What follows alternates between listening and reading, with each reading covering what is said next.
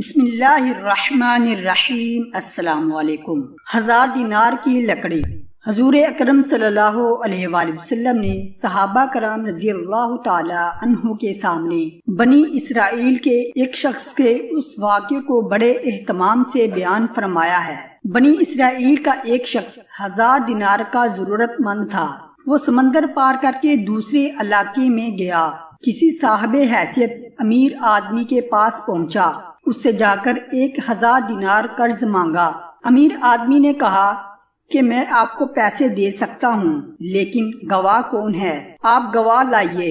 اس شخص نے کہا میرے اور آپ کے درمیان میں اللہ ہی گواہ کافی ہے۔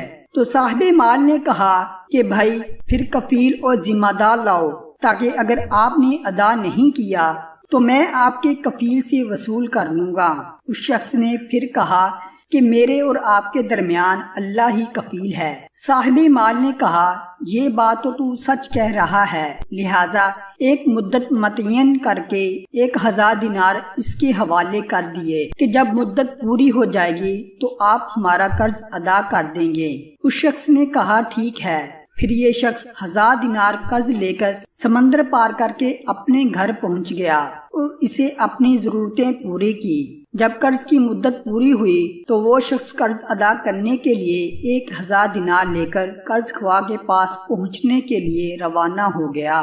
سمندر کے پاس پہنچ کر کشتیاں تلاش کرنے لگا، لیکن کوئی بھی کشتی نہ ملی۔ اسے سخت خدشہ محسوس ہونے لگا کہ خدا نہ خواستہ قرض ادا کرنے سے پہلے مدت پوری نہ ہو جائے۔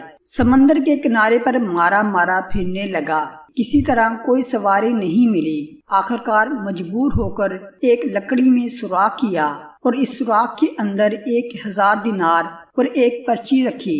پرچی کے اندر اس نے لکھا اے سمندر، میرا قرض ادا کرنے میں تو ہی حائل ہو رہا ہے، لہٰذا میں اپنا قرض تیرے حوالے کرتا ہوں، اب تو ہی ذمہ دار ہے۔ چنانچہ لکڑی کے سوراخ میں یہ پرچی اور 1000 دینار رکھ کر سوراخ بند کر دیے۔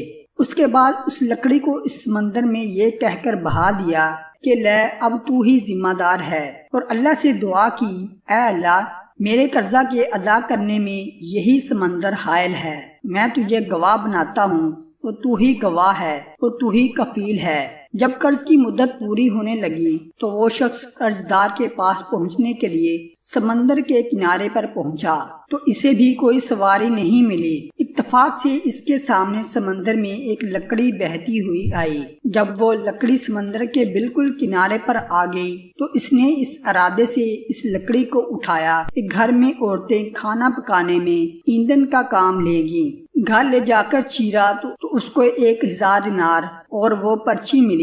اب اس قرض خواہ کے اوپر جو کچھ عبرت ہونی تھی ہوئی۔ قرض دار نے بعد میں پھر اپنے طور پر 1000 دینار کا مزید انتظام کر کے قرض خواہ کے پاس آ کر پیش کیا اور کہا لو اپنا قرض۔ تو اس قرض خواہ نے کہا کہ آپ کا قرض مجھے وصول ہو چکا ہے اور آپ کی پرچی بھی مل گئی۔ تو دونوں شخصوں کو اپنے طور پر جو ایمانی پختگی ہونی چاہیے تھی وہ ہوئی۔ جو اللہ کے لیے ہوتا ہے اللہ تعالیٰ سمندر اور درختوں کو بھی اس کے تابع کر دیتا ہے، اور اللہ بھی ایسے لوگوں سے حقیقی معنی میں محبت رکھتا ہے۔